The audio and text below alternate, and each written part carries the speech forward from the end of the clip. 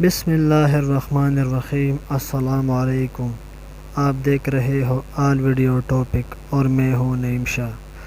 اللہ تعالیٰ نے جب سے دنیا بنایا ہے تو اس کے ساتھ انسان کے لیے بہت تکلیفیں اور آزمائشیں بھی بنا کر بھیج دیا ہے۔ قرآن مجید میں حضرت آدم علیہ السلام کے دو بیٹوں qabeel و حابیل کا قصہ ہے، اور ہم تم کو سناتے ہیں کہ حضرت آدم علیہ السلام اور حضرت حوا علیہ السلام سے بہت اولادیں ہوئی۔ انہی میں دو بچے qabeel و حابیل تھے۔ qabeel بڑا لڑکا تھا لیکن یہ ماں باپ کا کہنا نہیں مانتا تھا۔ حابیل چھوٹا بھائی تھا جو ماں باپ کا کہنا مانتا تھا۔ عقلی ماں ایک لڑکی تھی جس سے qabeel شادی کرنا چاہتا تھا، مگر حضرت آدم علیہ السلام و حضرت حوا علیہ السلام اس کی شادی اپنے چھوٹے بیٹے حابیل سے کرنا چاہتے تھے جو نیک اور شریف تھا، اس لیے qabeel اپنے ماں باپ اور بھائی کا دشمن ہو گیا۔ اللہ تعالیٰ نے حکم دیا کہ تم دونوں قربانی کر کے پہاڑ پر رکھ آؤ، جس کی قربانی قبول ہوگی اس سے عقلی ماں کی شادی کی جائے گی۔ اللہ تعالیٰ کو اپنے نیک بندے پسند ہوتے ہیں اور وہ ان کی مدد کرتا ہے۔ آسمان سے ایک آگ آئی اور حابیل کی قربانی کو لے گئے، یعنی حابیل کی قربانی قبول ہو گئی۔ اب اس کے بھائی qabeel کو بہت غصہ آیا۔ اس نے حابیل سے کہا، میں تجھ کو قتل کر دوں گا۔ حابیل نے کہا، اللہ نیک بندوں کی قربانی قبول کرتا ہے، اگر تم مجھ سے لڑو گے تو میں تم پر ہاتھ نہیں اٹھاؤں گا۔ آخر ایک دن qabeel نے حابیل کو قتل کر دیا۔ دنیا میں یہ پہلا قتل تھا جو qabeel نے اپنے بھائی حابیل کا کیا تھا۔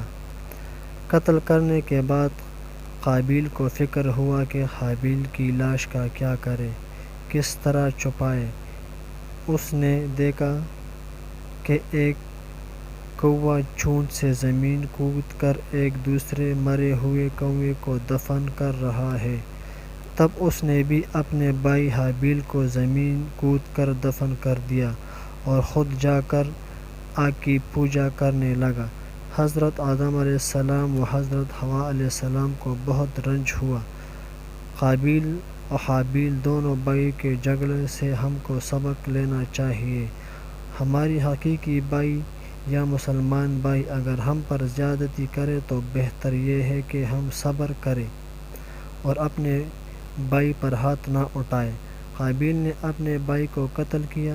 قیامت تک لوگ اس پر لعنت کرتے رہیں گے اور آخرت میں اللہ تعالیٰ کے عذاب کا مستحق ہوا، اور حابیل کو قیامت تک لوگ اچھا کہتے رہیں گے اور جنت کا وارث ہوا۔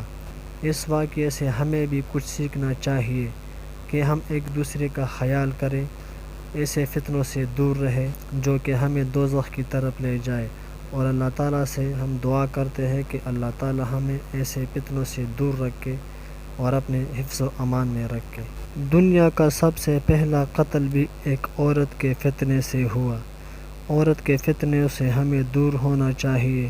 جو قسمت میں لکھا ہے اللہ تعالیٰ وہی ہمیں دے گا۔ قسمت کے زیادہ ہمیں نہ کچھ مل سکتا ہے اور اللہ تعالیٰ نہ ہمیں کچھ زیادہ دے گا۔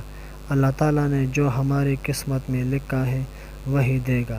ہمیں صبر کرنا چاہیے، جو اللہ تعالیٰ ہمیں دیتا ہے ہمیں اسی کا شکر ادا کرنا چاہیے اور اللہ تعالیٰ کی شکر گزار رہنا چاہیے۔ اس واقعے سے ہمیں یہ سبق بھی ملتا ہے کہ اللہ تعالیٰ اگر آپ کی قسمت میں کچھ لکھ دے تو وہی دے گا آپ کو۔ ہمارے شرک سے وہ نزدیک ہے، وہ ہمارے لیے بہترین فیصلے کرتے ہیں، تو اس لیے ہمیں صبر کرنا چاہیے اور اللہ تعالیٰ کے دیے ہوئے ہر چیز پر شکر کرنا چاہیے۔